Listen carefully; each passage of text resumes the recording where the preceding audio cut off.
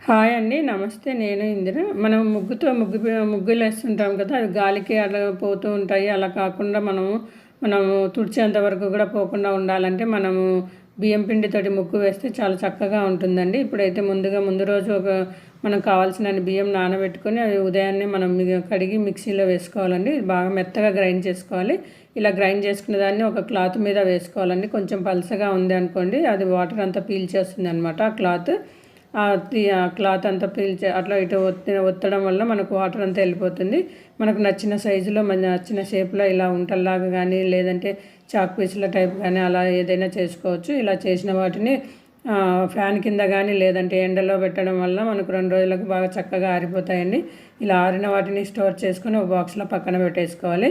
ఇప్పుడైతే ఒకటి తీసుకొని, ఒక బార్ తీసుకొని నీళ్ళల్లో కొంచెం వాటర్ వేసుకొని అందులో ఒకటి వేసి నానితే చక్కగా ఒక క్లాత్ తీసుకొని, కాటన్ క్లాత్ ఇలా ముగ్గు వేసామనుకోండి చక్కగా పడుతుంది.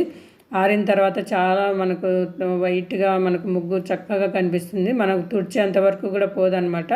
ఇలాంటివి మనకు ఎంత గాలి ఉన్నా, ఎంత ప్లేస్ తక్కువగా ఉన్నా ఇలాంటివి వేసుకున్నాం అనుకోండి చక్కగా ఉంటుంది. ఓకేనా అండి? బాయ్ అండి. Thank you.